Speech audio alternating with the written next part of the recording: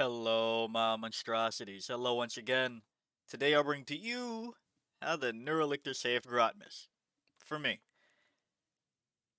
I have a completely new appreciation for both the Neurolictor and the detachment. I'll be honest, if you've seen a couple of my videos regarding recent things, you probably know where I'm going with this. And if you've played this edition, you probably know what the Neurolictor does. But just as a refresher, because it's been a minute without our friend, Neuro Disruption, in your command phase, select one enemy unit within a foot of this model. That unit must take a battle shock test. While an enemy unit is within a foot of this model and is battle shocked, every time they try to make an attack, subtract one from the hit roll. And if your Tyranids model tries to make an attack into the battle shocked unit that is within a foot of the Neurolictor, you get +1 to wound. Now, Neurolictor, Synapse, Infiltrate, Lone Up, Stealth, 4 up Invuln, T5, 7 wounds. You don't bring Neurolictor necessarily for the defensive profile or the offensive profile. Pretty much just utility, right? And at 90 points, a lot of people sees the Neurolictor as a bit expensive for the role. And I'll be honest, I have such a soft spot for the Neurolictor, but even more so now. I realized all roads lead back to Neurolictor. I was playing around more with Warrior Bioform Onslaught. And I am sorry, I'm going to go on another little mini thing about this detachment. And to which all of us are realizing this detachment is better the less warriors you have in it. And a follow-up thing, two more follow-up things. If the detachment made specifically for warriors doesn't really want warriors in it, are warriors that good? For all the people that get mad every time I say that. Um, and two, I I just wish they named it something else. I'm sitting here like, man, you didn't even call like Green Tide, Boys Tide, or anything like that. It's fucking Green Tide. Why did we have Vanguard Onslaught? Why did we do that? So I'm just this pisses me off for multiple reasons. But beyond that, I was going through things, finding more funky things, reestablishing like all of the arguments that I've heard for and against this detachment, the things I've said, the things I've done, where I've said things like any list that you want to write for Warrior Bioform Onslaught will probably be better somewhere else. And that's less true now in Synaptic Nexus, going with Reinforced Hive Node catching the Armor of Contempt nerf that, it doesn't last to the end of the phase. It's while that attacking unit is attacking and then finishes that attacks, that whole thing. So they're not as good there anymore. Um, for warriors. And what does all of this have to do with the Neurolictor? Well, it'll become apparent very soon, if not already.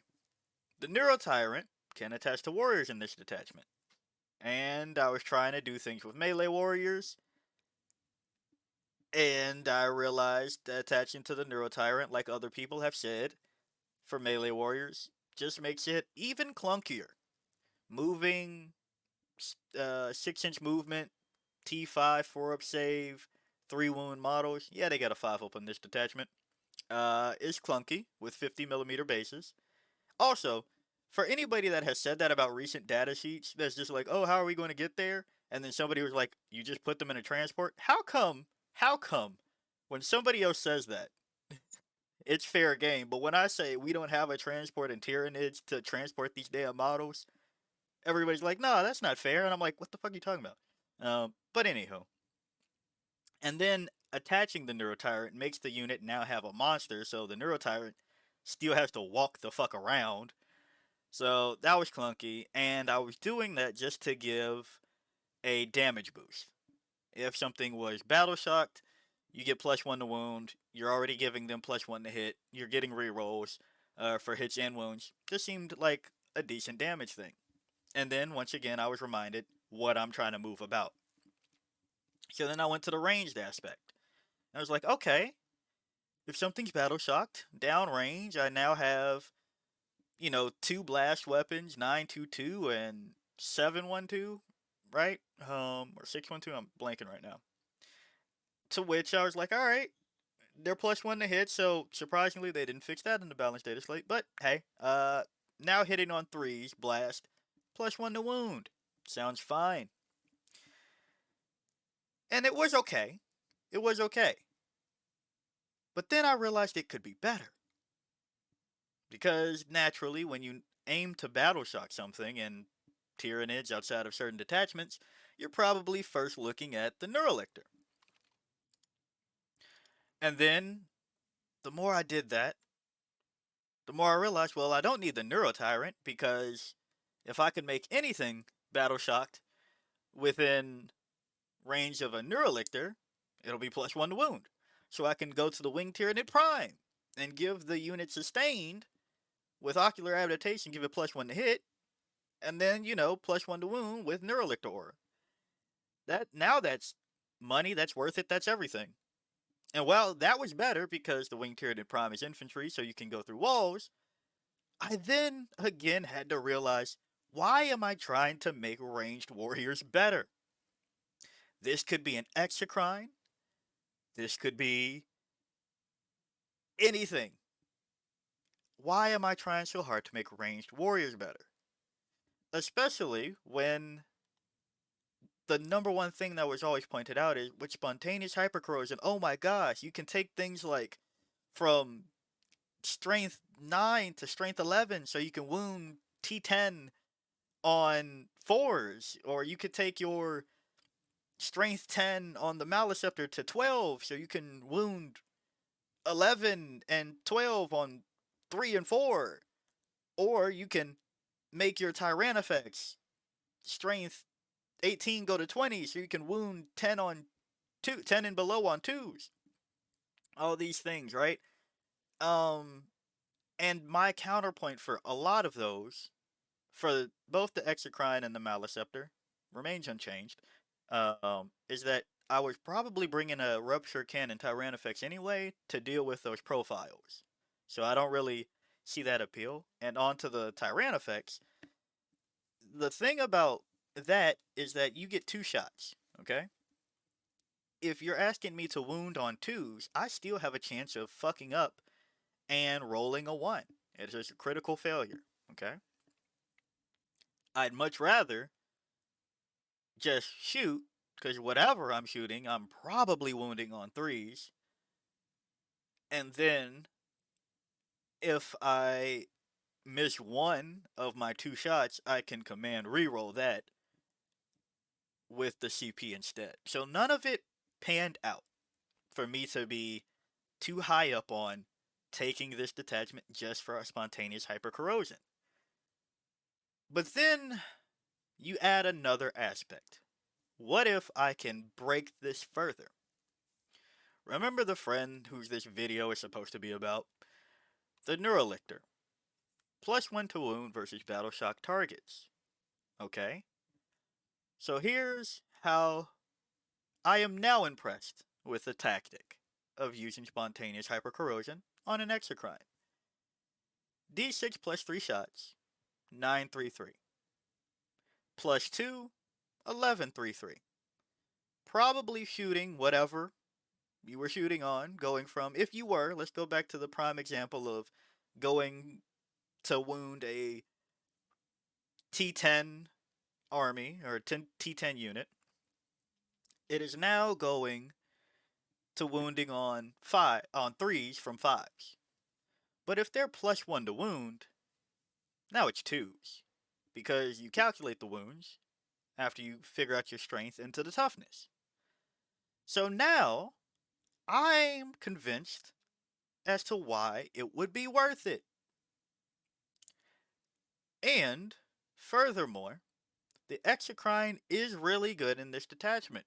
We already knew that, but it gets a little bit more friendly here, right? With synaptic amplification, and I promise this is coming back to the Neurolictor again. With Synaptic Amplification, we already know that you get to reroll wound rolls of 1, and if it's a warrior's unit, reroll hit rolls of 1 as well, right? If we shoot an Exocrine at a unit, we get rerolls 1s in range for towards that unit, right? Then with Synaptic Amplification, reroll wound rolls. So that's hits and wound rolls of 1 getting rerolled. If that is in the aura of our friend the Neurolictor, that is +1 to wound, rerolling hits, rerolling wounds of 1. That's a lot of damage. So that's 2 applications as to where I was like, wait, this helps 2 stratagems twofold. And then going to parasitic payload, not necessarily a key element of Neurolictor being in here too, but I've talked many times about how much of a damage boost you get when you can strip cover into the aura of the Neurolictor after something gets battle shocked and go about your day. So I say all of this to say that add Neurolictor to your warrior bioform onslaught list today. Now, I am convinced that that's something to do. And then, going even further, I've found that I prefer the Walkrent so far into my warrior bioform onslaught list. So, now you take assault, lethals, reroll hits, reroll wounds, +1 to wound, +2 strength. Now, I'm not saying you have to do all of that at the same time. Probably don't. Oh, fuck it. Let's throw in ignores cover. Or benefit of coverage stripped. Just for the sake of absurdity. Whatever you're shooting, if it's not dead by that point, it wasn't meant to be. Just wrap up the game, handshake, talk it out, it's done. But, for all other intensive purposes, the Neurolictor helps me with 2 very big strats, and I really try to instill the idea, or not instill the idea, because it's not like I made it up, but reinforce the idea, I guess, of doubling up on strats. If you have a Neurolictor that is pushing you to an additional wound on one unit, and +2 to strength pushing you to a different wound bracket on another unit, and it costs you 90 points and 1 CP, probably free because we're probably bringing a Tyrant, that's fine. And if Shadow and the Warp goes off, maybe you're one of the ones that does still have faith in the Neuro Tyrant. Not going to say that I've lost complete faith. I'm still working it out. But to that regard, there's several things that will now be +1 to wound, and you can take your pick of which one you want to reroll wounds against, and which one you want to go from probably wounding on 5s to wounding on 2s. Like, that's a massive jump. That's something I'm not going to be able to do with the volume of shots.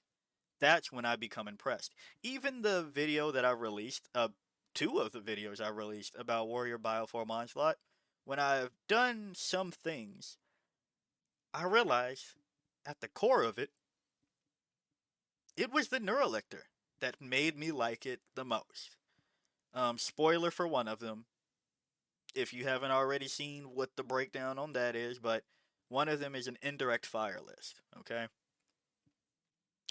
Indirectly firing with +1 to wound, +2 to strength, re-rolling wounds, even those things get to have their fun. It's not just bringing my Exocrine or my Maliceptors that are already good strength weapons to burn down toughness. Even my barb guns that I'm talking about in here, I'm like, well, I could just make them lethals and sustained in Invasion Fleet. And that's true. They can be lethal sustained, +1 to wound in Invasion Fleet. Put them next to a Hive Tyrant. Get the sustains. And reroll hit rolls of 1. Fine.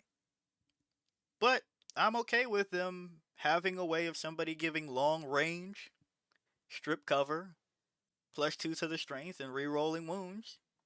Probably re-rolling hits after an Exocrine or, whatever. I'm okay with that one too. It's enough of a fair trade-off that I'm fine with being somewhere else. I don't necessarily miss the 5 up, feel no pain, because I'm going for something else. I'm going for wiping a unit off of the map, whatever I want to, basically. And you go, this is a lot of CP. Let's remember, you're probably bringing the Hive Tyrant. So make one of them free and then spend one on the other if you really feel you need all of that. If it does get a lot of barriers and you throw parasitic payload, go for it. But all in all, I realized that the most important unit for me in Warrior Bioform Onslaught is the Neurolictor. So just wanted to put this out. Maybe more people try it. Then when your opponent is wondering why their T14,